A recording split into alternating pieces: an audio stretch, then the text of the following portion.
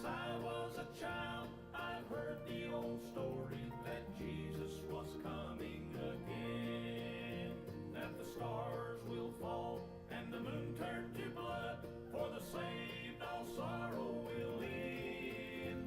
But friend, if you've not made preparation, to the rocks and the mountains you'll flee. Accept his great love, get ready to go to heaven's grand jubilee. He's coming, he's coming, he's coming. Jesus is coming again. The elements will glow as a most precious stone, such brightness this world's never known. Holy and pure, his light clear as crystal, he'll split the eastern sky. I'm washed in his blood, packed up and ready. Goodbye, oh world, goodbye.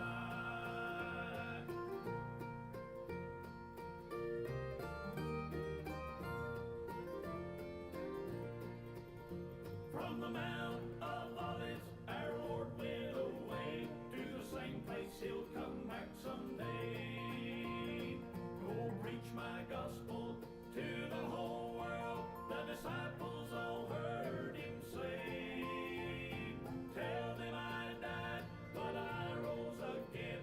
I shed my blood for their sins.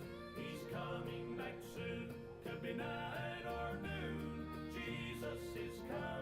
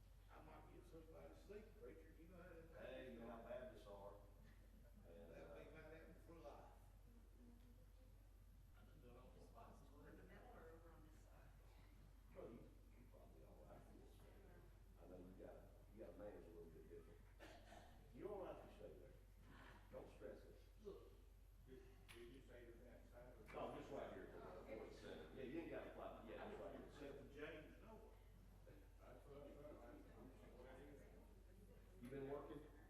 Yeah. You don't have to be working to get soaking wet out there. I worked at one from the truck they didn't hear that. That's enough. I had to pass like a half the street to just get here. Well, I run over 3 on the way. amen. Thought they was coming here, please all back. Amen. Well, I appreciate you coming. I didn't know who all could come to this today. I know several people are working. We got some other meetings that are going on, so people's already obligated to be at, and wasn't able to come. And but that's okay. I appreciate y'all coming. And I asked Brother Daniel if he wouldn't mind to share with us a little bit today. Of course, whatever the Lord tells him, but also some things about Merle and about Percy Ray. God so moved down there, and the work that he did, and still going on as far as what God's doing, and just when everybody that's able to be a part of that, how God moves in that, and bless so many people for being a part of it. And some of you guys have been down there, so y'all know it's a special place. And so I want to ask him to just take some time today, and then we'll pray after he's done, and we'll go from there. So, brother, yes, sir. You want your water bottle up there, brother? Yeah, go ahead and go ahead and send her up. Amen, brother. Good to see everybody. One thing about prayer don't take a whole lot. Jesus said, where 2 or 3 are gathered together in my name, there am I in the midst of them. That's right. That's right. Turn to Psalm 71. I'll just read a little bit here. And you always want God's word involved in things. Yes, sir. I commend this church for how beautiful this place is. It's really nice. Thank you. Brother Brandon, was this green at one time in here? Actually, everything was, it was white walls and wood paneling. What was the color of the pews? Same color they are now. Oh, okay. Yeah, we kept everything as far as that goes, and when we right in. White walls and wood paneling, that's what this surround was. White walls and wood paneling. Yeah. Don't get me thinking about that stuff. Lord have mercy. Those are the good old days. I miss the America I was raised in. Amen, bro. I don't recognize this. Yes, sir. This is lawless and two-tier justice system. Amen. It's everything we was always warned about by all these futuristic alarmists, Orwellian. Yes, sir. We're living to see it. We are. I think God may be in all this stuff though, to wake some people up. Amen. This could be big time backlash, big time. Yes, sir. Looks like it already is. Yes, sir. These verses here really, really touch my heart. And they've got a hold of me. Verse 17 says, O God, thou hast taught me from my youth. Hitherto have I declared thy wondrous works. Now also when I'm old and gray-headed, O God, forsake me not until I have showed thy strength unto this generation and thy power to everyone that is to come. Well, how do you show God's strength to a new generation? By being happy in the Lord. By not giving in to all the depression of this society, by having a prayer life, by having a testimony, by being excited about God, by not being destroyed by temptation, by just staying faithful to the Lord, and they just something about being excited. Man, I'm telling you, smile on people's face, glad they're saved. Anything north side of hell is mercy. And but Brother Brandon talked about Dr. Ray. I guess you could break his life down in alliteration. You'd have, first of all, the man. And then you'd have the ministry, you'd have the message, and then you'd have the memorial of his life. He was born May 21st, 1910.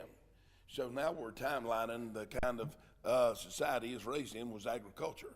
One reason in the Great Depression, America didn't starve out was so much of our people lived on farms, and they raised their own food. Now, if that happened today, it'd be Katie bar the door.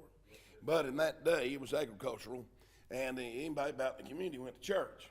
You went somewhere, you went, at least probably Sunday morning, and it was expected of you, and parents raised their children in church. Well, Dr. Ray, let me go back and tell something about his mother come from Middleton, Tennessee. He was born in Colebit, Mississippi. If you go, it's right on the Tennessee line. If you went into Walnut, Mississippi, if you're coming from Tennessee, you'd take a left. If you're coming from Ripley, Mississippi, you'd take a right. You're going to go out there a few miles, and that's Colebit. It's a French name, Colebit, Mississippi. It's where he's buried. And his family's very unique. His mama's a Methodist, and he always called her Footstone Methodist, and his daddy's a Baptist. Now, you may not know this, but back in those days, the Methodists outshouted the Baptist. That's true. That's what they were known for. They were known for two things: the way they shouted, and number two, the way their preachers preached on hell. I don't know if you can find a Methodist church in the whole United States of America that still does that. Their theme song was, "I'm going to be a shouting Methodist till I die." Let me give you some background of that now that I'm chasing that rabbit. What happened to the Methodist church is that, of course, it's a denomination, and headquarters started controlling the pulpit. What they did in the early 1900s, they waited for all the Neanderthals to die out. Sheffey was a Methodist, and their life's goal at the end was to make the Methodist church totally opposite from him. And he was a reproach to them. I'm not talking about the people now, I'm talking about the high ups. It's always the common grassroots people are always, down in these Baptist or Methodist movements. They're the ones who want to preach them. It's the high up dignitaries that think they're smarter than God. They think they can correct the Bible. That's what infiltrated the Methodist church. They required their pastors to go to seminary. So, no more of the churches going and finding a pastor. They had the headquarters that sent maybe two choices. They were forced to choose one of those. And they only came, Brother Brandon, for 4 years. So every 4 years you're getting a new pastor, or you can vote that man back in for another term. He can't go past 2 terms unless they're in a building program. So all their country preachers died out. Their old people died out. And as a result, when those new polished preachers come in, they wasn't even converted. You're dealing with a whole denomination that ain't even converted. They don't even preach the gospel. They're a social gospel, and about all of them vote liberal. They're for abortion. I mean, John Wesley would burn them churches to the ground today. And they have gone totally from being fanatical one direction to being totally liberal. Now, I want to tell you something. You can't refute what I just said. This is facts. Go to any Methodist church today. If they're not out of the denomination and an evangelical or a free Methodist, half of them will have women as preachers. What they done, they couldn't get men to go into the ministry. What man full of God and glory is going to put up with that mess? So now they got husbands and wives. And the husband may pastor 4 little churches or 2, and the wife 2 or 4, according to their area. So back then, though, it was totally opposite. But the Methodists, let's just stay on this so I can educate you. The Methodists had great evangelical zeal, but they were wrong doctrinally. And that's their demise. Number one, they believe in sinless perfection. All your church of God, all your holiness come out of the Methodist church. Wesleyan, Nazarene, good at Church of God, Pentecostalism. And they were founded around those 2 doctrines, sinless perfection, that you can have an experience with God where your old nature is burnt out. If that's so, you could never age again. Without the old sinful nature, your hair wouldn't turn gray. Your teeth wouldn't fall out. That is so easy to refute. If you've got a sinless nature, you can't never sin again. Some of those same people run around with the women, the preachers do. Now, not many maybe, but I'm just trying to tell you. That is false doctrine. I wish they was right. Every day I wish they was right. I wish I could get rid of this old nature. Well, if I could, Satan would have no doorway to even tempt me. He'd have no access to me. He accesses me through the old nature, through my soul. And if that old nature was gone, he'd have no point of reference. We struggle. That's part of this thing. God lets us have a struggle. Why? To give us the victory. So we can have the victory. I may say something about this tonight, I may not. There's no glory in a football game when you got an offense on the field scoring with no defense. There's no glory in that. There's no glory in 5 boys on a basketball court scoring 100 points when nobody's guarding them. They're running down the court shooting. There's no glory in anything that doesn't have resistance and opposition. And what you glory in is that you overcame. In Revelation 2 and 3, you got 7 churches that overcame. That's the victory that you overcame, that you won, that you fought. So that's wrong. And then, of course, falling from grace. When God saved you, dear people, he didn't just forgive you for your sins. He forgave you for being a sinner. Big difference. I'm forgiven for being a sinner. That's why I can't be lost after I'm saved. I mean, if you can be lost after you're saved, why not chance it and get saved at the very end? On the deathbed where you can't lose it. The problem is, if you're going to work your way to heaven, you are required to have one thing. That is called perfection. God demands perfection. If you could work your way to heaven by your works, you could, or keep yourself saved, you could get yourself saved. So that's false religion. So, Lucy, that's Brother Ray's mother. She come down from Middleton, Tennessee. She married Hugh Ray. I think that's his name. They got into the Baptist church. Her heart was never in it. She's a Methodist. She didn't even go to church hardly any. And Dr. Ray's the youngest of all the children. And they're a unique family. He had 2 sisters, and he had 3 brothers. And out of all those kids, only 2 of them ever got married. I don't know why that was. It's just the way it was. And Brother Ray's youngest brother, Johnny, killed himself in his 30s. So he had a mental problem. So there were tragedies there. They were raised up on a farm. They were hog farmers. That's what they were known for. And for years when Brother Ray started the camp, he would slaughter the hogs, and they raised much of the vegetables served down there on his farm. The women from the church, the men helped raise the garden, and the women helped do all the canning. That's what a lot of that was. Now, when Brother Ray started out, he was a lost man, wasn't even saved. The reason he started preaching is that everybody said he'd get up and make a speech. You know, he had a photographic memory. He could read a Charles Spurgeon sermon and get up and quote it. And they said, you're robbing the world, you're cheating the world, you're cheating the church, you're cheating God for not being a preacher. And so they talked him into it. So, over at Tiptonsville, there's a church over there, needed a pastor. He's going to college. He's going to up at Jackson at oh Lord, it just almost come to me, Union University. So on the weekends, he'd ride a train down, and he had 1 suit, and his wore out. A man bought him another suit, and he'd preach there on the weekends. Well, so it's time back then. You know, there are no such things as independent Baptists, all was Southern Baptists. There were no independent Baptists. And I think Harold Seidler, Tabernacle Baptist, in like 1952, was the first independent Baptist church. No, John Waters was. His church, and he was probably the second. There were no independent Baptists. I didn't even know what they were when I was a child. There's only one in the whole county when I was growing up. So all you Baptists were Southern Baptists back then. Most people don't even realize that. So Dr. Ray was a pastor in the church. He's lost. He brings in, I think his name is Brother Rainwater. He's preaching a revival there, fall revival. There's so many people getting saved, 127 professions. Dr. Ray goes to the evangelist and said, do you believe all these people are being converted? He said, well, they say they are, and I'm sure some may not, but yes, a lot of them are. He said, if they're saved, I'm not. He said, well, you know, some people get it real gentle and they don't really know it till later. And he said, what you telling me is, I can get it, not know it, then I could lose it, not know it. And so he's got an analytical mind. He walks out on that church, he resigns. He goes back over to his home church at Calebit, Mississippi. He walks in there. He throws the ordination papers on the desk in front of the deacons and the pastor.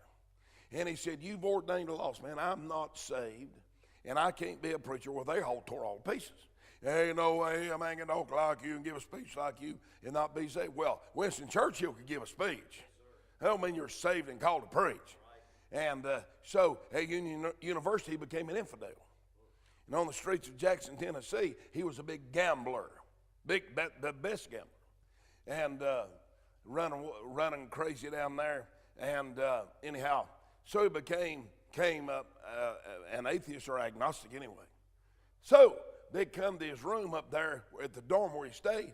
He had bullet holes in the siding of the door where he shot at people trying to witness to him. No, he wasn't trying to hit them. Well, if he tried to hit them, he would have. He was just making a statement trying to scare them. Anyhow, there's a man got such a burden for him that he laid outside little old room he was staying. And he said, God, because God's so burdened, he said, I'm not leaving here till I die or you save Percy Ray. And because they knew anything he did, he was doing it with all of his might. And Dr. Ray was in there, cut the radio on, and the song was about, your soul and dying and facing God and judgment and that type of thing. He got so angry that he got under conviction when he heard that song. He slammed the radio off. God let him see himself in hell. He said he was totally covered in sweat in a second. He felt the fire and seen the blaze, or whatever he saw. And he felt God moving off of him. He got to begging God not to leave him. And God had mercy on him, and God saved him then. So he's so dramatic. Well, he's going to acting classes besides theological classes at Union University. And he got a big opportunity with Hollywood to play Jack the Ripper. And back in those days, he was offered a contract, if I remember right, of $350,000. Now, folks, that's multi-millions now. And so he had a big conflict going on at night time, and he couldn't sleep all night. What he saw was two things. He saw all those people marching off a cliff into hell that he could have helped win to God.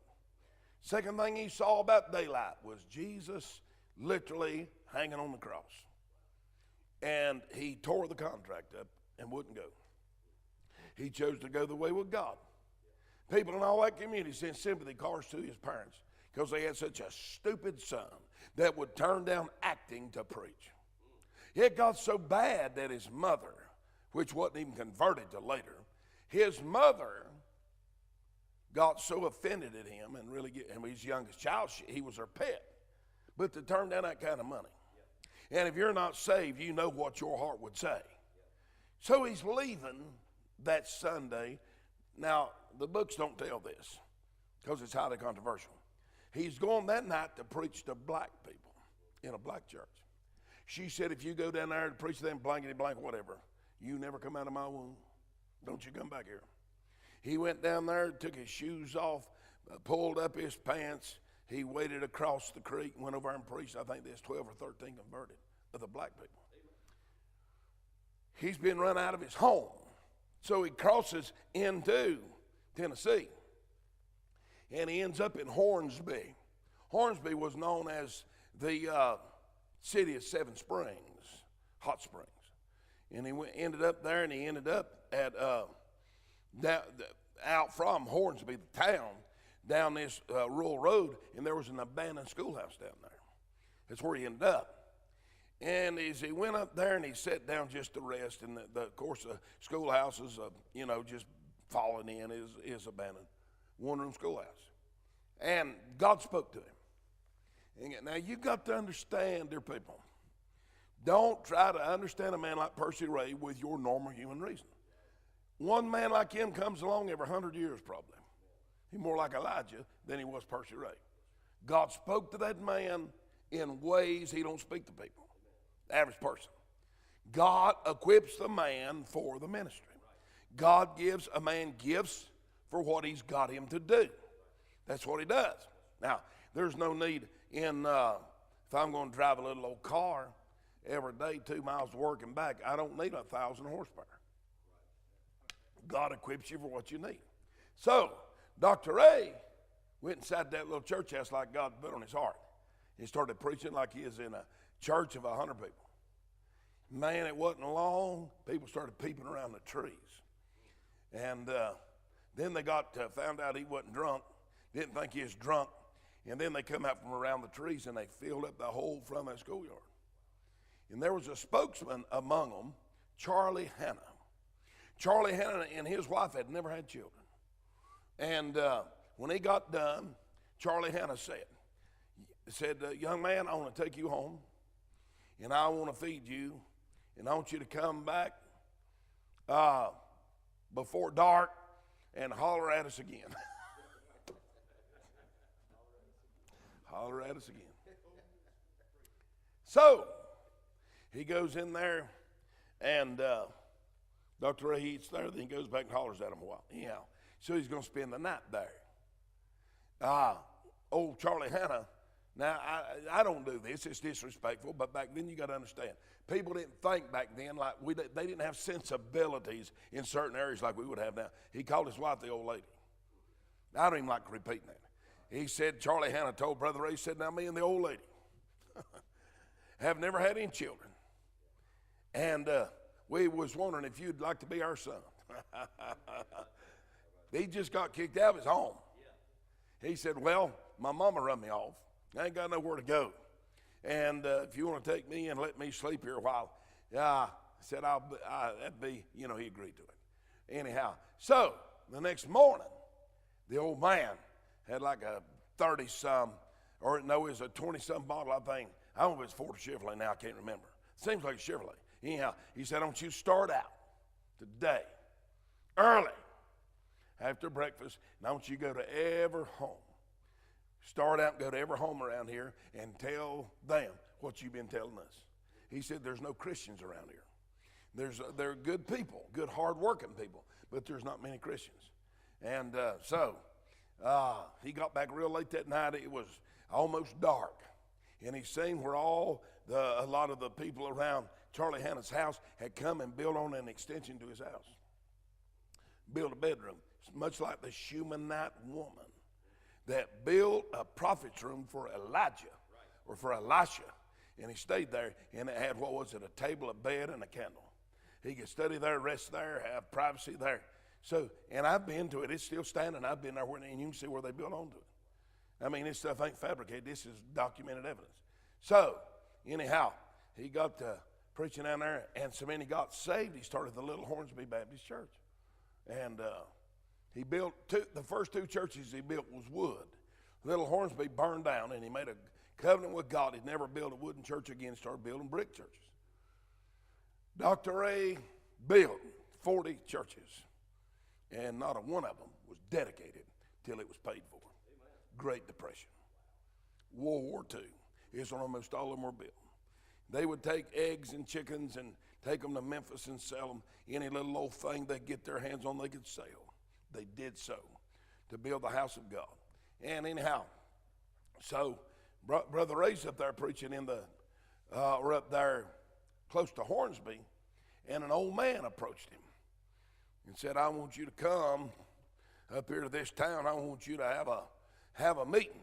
I want you to have a area-wide meeting up here. And Brother Ray said, well, I can't come. He said, why? He said, because there's not a church up there let me preach. They won't invite me. He said, I'll tell you what you do, preacher. He said, I'm an atheist. My dad's an atheist. My grandpa's atheist. All that's ever been in our family's atheist. He said, but he had this big old business up here. He said, I'll take all my equipment and I'll push them over to one side, and you can use my shed, my business, in order to have a meeting up here. Well, they did so, and it got toward the fall of the year, and when it got cold, they'd take the little children, and they would cover them up to their neck in wood shavings to keep them warm. Right. And anyhow, so he preached up there a week. This is when he really got known. And he's already Southern Baptist missionary. So he's up there preaching, and nothing happens for a week. So he's got to go back. At this time, it was 1939. He'd been at Myrtle since 1935. They built the building in 36, built the building in 38. So this is right after they built that old church down there. This is 1939. It's going to be called the Mill Shed Revival. And so Dr. Ray went to Myrtle that Sunday. When he got back that day, right before sundown, the people were out walking the streets under conviction, wringing their hands. Thought they was all going to die. And they said, Brother Ray, we're so glad you got back. He said, this is the most horrible day we've ever lived. He said, we're all going to go to hell, and we don't know what to do about it. He went out there in that old wood shed, and they went 52 straight hours of people being converted. But here's the story behind that. before that revival broke out, he went down to the little Hornsby Baptist Church. Most of those people were tiny. They wore overalls, and they only had one pair of shoes. It's poor people. Some of them didn't even have shoes. And he asked them, said, I'm going to send a bus down here. I want y'all to come up there to where we're having that revival, and I want y'all to pray around the clock. They said, Brother Ray, we can't come. We're too embarrassed. We don't. Them people up there's got money. They've got nice clothes. We don't have none of that. We're ashamed. Brother Ray said, souls are hanging in the balance. I got to have you up there. And Brother Ray would do this. He never done it many times, but when God had him do it, revival would always break out. They would pray around the clock like one person prayed 30 minutes or an hour. If they'd done that, they had somebody else come in 30 minutes to make sure it was all overlapped with prayer. They'd do that for 7 days. And on the seventh day, the last 7 hours, they'd come in and pray together, sort of like the mindset of marching around Jericho is what it was. And that's when that fire fell. God's power come in there so strong. Of course, the atheist got saved. His family got saved. His children, grandchildren. God's power is so great. To this day, if you go to where the Millshed Revival was, it's just a field. Down behind the field is a railroad track, and the tracks are still there. God stopped the train. God stopped the train right behind that mill shed. Stopped it. There's so much power of God that those men got off that train. All that power drew them under that thing. A bunch of them got converted. Anyhow, that's the Millshed Revival. Now, Myrtle Baptist Church was, I guess at its height, maybe 130, 40 people. It was usually around 60 to 70. When he introduced, God burdened him, man, you get on this story, it just keeps it going. God burdened him to build Camp Zion, to call America back to God, to preserve. It was never to save America. It was to save enough of the remnant, to be enough salt and light that God wouldn't destroy us. And anyhow, so when he prayed that out, he got to agonizing with God. Well, his deacons, the two main deacons, they're the best ones, was John Miller and Alfred Jolly. They come to Brother Ray and said, Brother Ray, because he only preached there every other Sunday. He was part-time because he preached on his revivals. And they come to him and said, Brother Ray, said, we know you tell the truth, but we wanted to know just for sure. We've checked you out. These meetings you've been having in there, they're really happening. He said, we've got a question for you. If God will do it there, why won't he do it here? Brother Ray said he will if you'll pay the price. So he done that revival, he done that prayer thing there. And anyhow, God come in there in such power, a lot of people got converted. And really the core of the people that he built that whole thing on. But he got under such duress. He left where the meet was going on. It was nighttime, probably 10:30, 11 o'clock, and he goes out and lays between some cotton rows. While he's out there, God so burdened him about this new work. Well, if you've ever been to northern Mississippi, it ain't nothing but dirt. Now, the Toyotas and all them's moving in now because it's cheap labor. And it's good people. They're hard workers. So, it's just red clay. Man, you ought to see the roads out there back then especially. They all had that red gravel in it. And when the sun was up real strong or the sun going down, it looked like there's blood in the roads. I mean, it's the craziest thing you ever seen. But, so, I was praying. He said, God, you got to remember now, we ain't talking about a normal person. God, if you're in this thing, I want you to shine a light out of heaven so I can read my Bible. God turned that light on out of heaven. He's out there between them cotton rows and them 76 people signed affidavit, all this stuff. He's out there reading his Bible out there in the dark. Now, God, if it's really you, I want you to send a fireball from the north. God did. I want you to send, and it's even recorded that meteorite night in history. So I want you to send one from the south, and he did. And he sent one from the east, sent one from the west. Man, all them young'uns up there that saw that thing, he'd jumping up and down, screaming and hollering, said, Jesus is coming, Jesus is coming.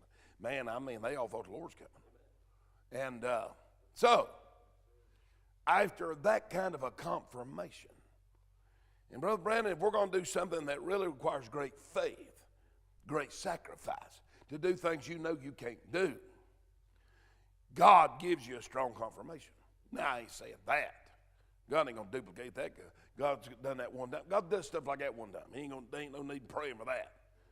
But God will give you something to confirm in your heart. It might be some notorious sinner God's put on your heart, and that he's going to say, put in the church, give the church credibility, the whole community know God's in here, that type of thing. Or God's sending in just piles of money, supplies a need. Anyhow, 2/3 of his church left him. They said, you going to bankrupt us? Talking about that camp. Said, you going to bankrupt us? Dr. Ray said, God never said that we were going to pay for all this. God's going to send people in from all around America, and they're going to get a burden for this place, and they're the ones going to put the buildings up. That's how God showed it. Of course, his people couldn't do it. When Dr. Ray first went to Myrtle, there was 2 cars in the whole church. All there was. They're so poor.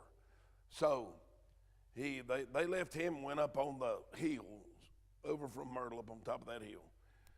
And they started the church, and it is deadly squat, nothing, ain't never been nothing, there will be nothing. It's what the old timers would call, it's not politically correct now, but it's Bible terms, a bastard church. Illegitimate. God wasn't in it. Oh, all these churches out there, God ain't in them. You do know that, don't you? Some were started right, but God removed the candlestick because of the rebellion of the people. Sometimes how they treated preachers, that's a big no-no. Anyhow, so he began to fight the battle. He's fed up with it. He got so weary with it and fighting this thing that he went up on one Sunday night to resign. He told the people, said, you can have it. You won't follow me. You won't follow God. All you want to do is fuss and fight. Said, you can have it. He gets down, steps down out of that pulpit, goes to that door on the left, and there's a older woman standing there. She said, Brother Ray, if you go through this door, you're going to wander all over America till you get back to this door. Said, now, I've been fasting and praying for you. You get back up there and you preach. And if you'll preach, I'm going to stand with you. And she asked him this question, Brother Ray, would you stay for one? Would you stay for one person? He got so convicted, he went back up there and he rescinded his resignation. Anyhow, so not long after that, God's got to give him another confirmation because he's fought the devil so bad. Folks, listen, when you know something's of God, you can be so attacked by Satan that you can about get amnesia of what God showed you. And then you say, well, the devil says, well, I put that in your mind. You thought that type of thing. So he is preaching in a meeting out in Oklahoma. Name starts with an M. It slipped my mind anyhow. So he's out there and he gets up and he announces his subject, and him and God had a wrestling match. The Lord told him to preach on storehouse tithing the first night. He said, God, this is First Baptist Church. These things packed out, all these dignitaries in here. This is powerful people in here. God said, if you don't preach on storehouse tithing, then preach whatever you want to, because I ain't going to be there. Boy, Brother Ray knew better than that. He gets up and opens his Bible up, gives the text, and said, tonight, people, I want to preach on New Testament storehouse tithing. He was the best on that subject anybody. When he did, this woman got to shouting all over that church.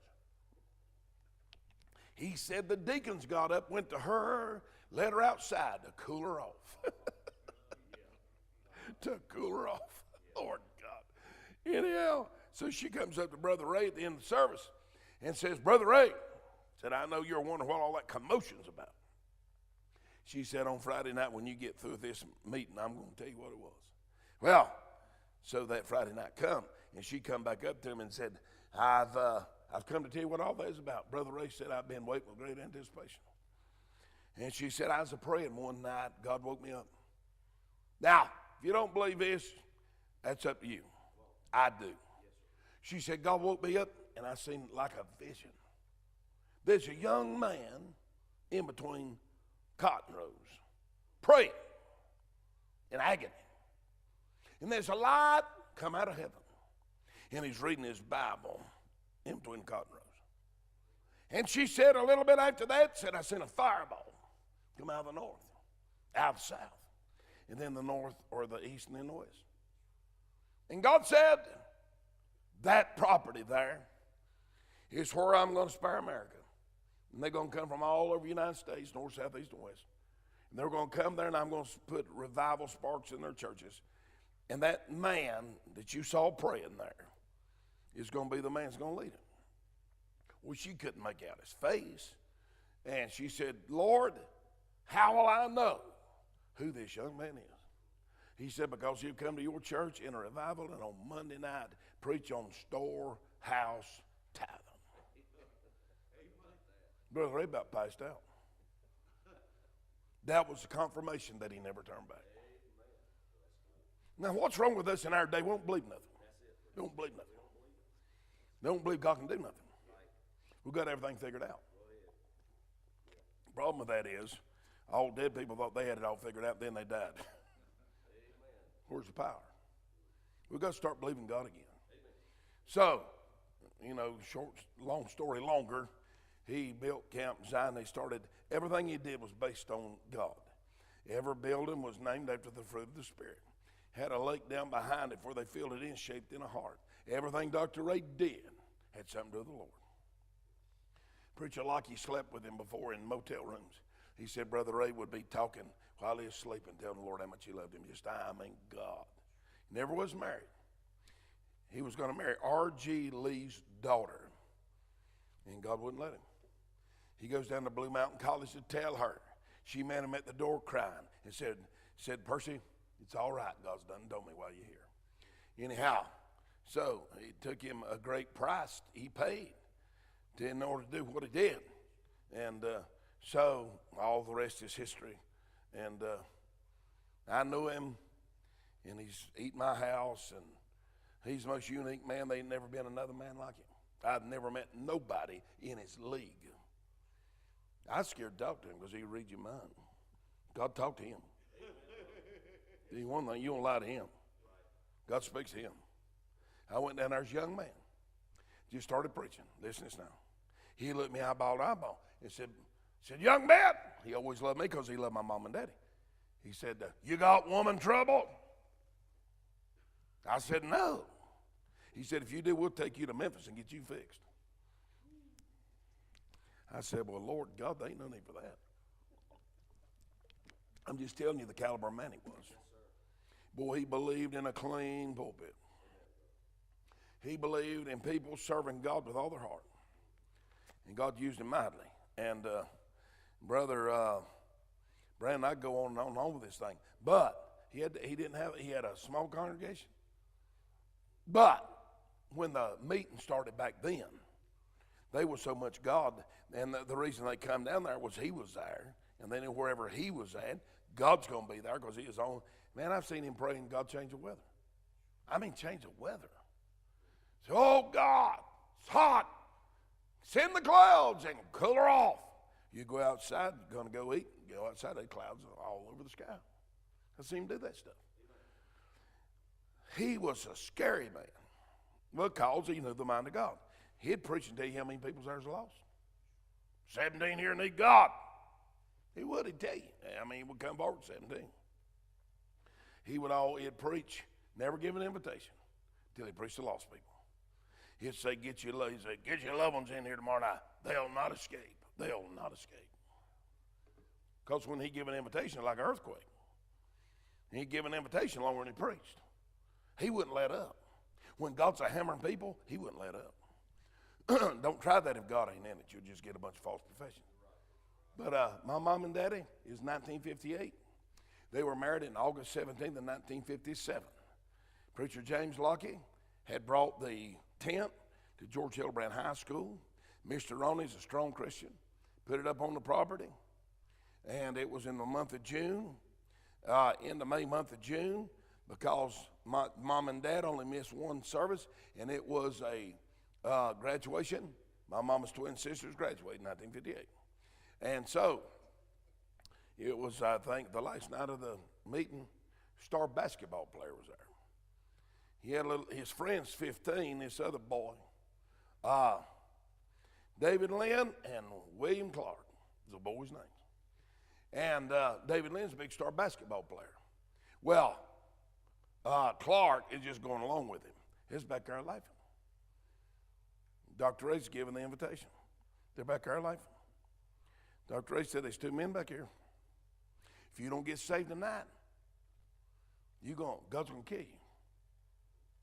God's going to kill you. You'll never be back. God's going to take you out. Well, they thought that's a big hooting joke. Well, the 15-year-old boy's mom had bought a brand new 1956 Chevrolet. And he wasn't old enough to drive it, but Lynn was driving it. And Margaret Clark was her name. And them boys, before they could cut the lights out in the tent, went down Britton Road and hit a bridge. One died June the 13th, the other one died June the 14th. That night. And so Dr. Ray became a legend. The reason I know all this is true, here's my great-grandma and grandpa, my grandparents buried right here. Wilkie's Grove Baptist Church. And boys are buried beside of each other right up from their grave. So the fear of God hit that whole area. He'd do things like that. He was in a meeting down in Chesney, South Carolina. This is way back there in like by probably the 40s. He was in Chesney, South Carolina. God got them moving big time. They were having a ball game on Friday night. He asked the principal, said, God's saving people? Said, about all you players are coming to this revival. Said, why don't you just call off that ball game Friday night and then pick back up? Because God's so moving. Well, he scoffed at that. Dr. Ray said, well, I brought you the message. You ought to shut that ball game down. He said, we ain't going to do it. On Friday, Brother Ray knew what God was going to do. He got the pastor. They went out in the woods. He made sure he had a witness that somebody's with him the whole time so he wouldn't get blamed. What happened? That night, God burned that schoolhouse to the ground. 10 years later, to the very day, God burned her down again. There's no drunk. That second time that thing, Murphy said, is that all preacher from Mississippi back in town? That's why people so feared him. He was at a church and they so rejected God. He said, God's going to destroy this church. In the next 10 years, this church ain't even going to be here. Oh, every year they'd write him, mocking him. The 10th year to the day, God sent a massive flood and picked that church up and run that thing down to the end of that town and destroyed it, just like he said. Now, that's why he had such credibility with American people. Man, J. Edgar Hoover had talks with him. He was known. He had clout because he was so powerful. 1968, they were afraid that communism, if you remember back then, everybody's scared of the communists. They believed that the communists were going to try to invade America. Dr. Ray preached a sermon down there later than you think. And they sent like ambassadors out to every state. They had it timed exactly right for all the time zones. And at the same time, of the same day at the same time, the American flag and the Christian flag was hoisted to the top of the Capitol building. And in all 50 states, they prayed for God to spare America. Send revival and spare America. And I know several men in Caldwell County. One of them said, man, you go to Myrtle and come back, everybody in the bus would get to praising God. You'd stop the bus, they'd be running up and down the roads praising God, about to blow up. Try to go into a restaurant and eat, and they couldn't eat for praising God. And God sparked fires all over. Billy Kelly, all them guys got their start out there. That's where they got full of God, was right out there. Fellowship Track League, Washington Pennington, got the burden sitting in that meeting. On and on you go. All the good things. Now the crowds don't come no more. They don't have meetings like they used to have at all. Still going on. But, Brother Brown, God's on them grounds, ain't he? Yes, sir. He honors it. He still honors it. And all the stuff God's done where I pastor, I took them out there probably 9 times through the years. We don't get to go now because we have that power conference. But I took them out there as a delegation. We'd have 40, sometimes 60 people go. Pray. And God filled our people with a burden, and we fought hell by the acre ever since, but God's a breaking loose. Amen. And God's a moving. I don't know if I'll tell this tonight, but it costs a lot of money to put them meetings on, probably $30,000. Because we give preachers money. We put certain people up that I approve of. I ain't interested in moochinaries. I want to help people that's got a burden for God, not a bunch of welfare men. You know the difference. Anyhow, I want to help men that ain't got the money to come. They got a burden. They can bring their wife. They can have a little old good time together, and they can be in church anyhow. So, the offering wasn't what I knew it ought to be. What we do, we take up money some during the year, and then we have 2 of these plus a woman's meeting. So, the church has got the money. I mean, that ain't even the issue. That ain't it. God wants the people to pay for it. We don't pass no offering plates unless something special, because I want the thing paid for. That's the way God laid on my heart. God may not lay on anybody's heart to do that, but he has mine so far. So everything given, we give extra on the day of the meeting. Well, I think we had in all probably $23,000 or $4,000 come in. And that night, guess what? Brother Heath Williams preached on New Testament tithing. And that night, there's $12,600 given. So that put it over the top. Winston Parish got a burden because a lot of those guys like to watch us on live stream, and said, you need better cameras, you need a better sound system. And God let that thing break down while he was there. Well, he got to talking to Heath. Heath comes in there, Brother Heath does, on Tuesday night, and said, Brother Winston is going to send his sound man down here, Andrew Weinbarger, equipment. And I done talked to him. We need new cameras. We need this and that.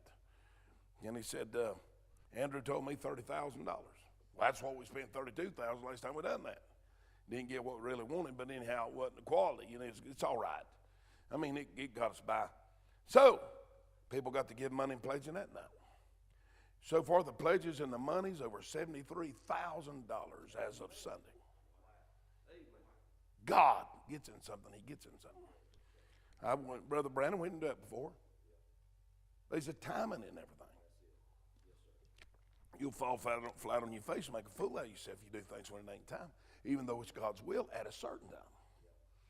The first thing you do is what Dr. Ray did. You're not counting numbers. You want numbers that count. I might have said that last night, but that's a true statement. You want numbers that count. You got to build a church first. It's like a man and his wife when they get married. They need to spend time getting to know one another and love one another and build a stronger relationship before they have children. I mean, that makes sense, doesn't it? A church, before you can reach the lost, you got to have people that can withstand the demonic attack. You got to have a core of people that can pray, that can lay hold on God, and that when Satan's fiery darts come, you won't believe everything the devil says about your pastor. You will discern the voices. You know how there's some people not here, used to be here, because they listen to the voices. The Holy Ghost ain't running you down. You're preaching God's word, it ain't running you down. If somebody sees a flaw, a chink in your armor, well, got them. It's for them to pray for you, not get out and gossip and criticize, run you down. Tiny ears, you can always discern what's of God by the Spirit that comes with it. When Satan comes and tears one of my preacher brothers down, I feel that awful feeling. That ain't God. That ain't God. Satan's the accuser of the brethren. So you got to learn Satan's tactics. You got to learn how to just sit before God. Sometimes when you pray, you may come in this building and be here 30 minutes or an hour and never say a word, sit on a front bench in the presence of God. Just sit there, waiting for God to speak to your heart. We're so reactive. So what we've done, Brother Brandon, we've so reacted against the charismatics that now we got good men that says God don't speak to people except through his word. Then how did you know to come to this church? Is your name in this Bible? Why don't people think out what they're saying? My sheep hear my voice, and I know them, and they follow me. How would you know? If you ever move this church to another piece of property, wherever y'all do, how would you know to do that? You say, well, preacher, that's an impression. Well, what's an impression? I felt led. Well, what's being felt led? Anything to not say, because of the charismatics, that God spoke to me. Now, here's how God speaks to you. He will speak to your spirit. Whatever God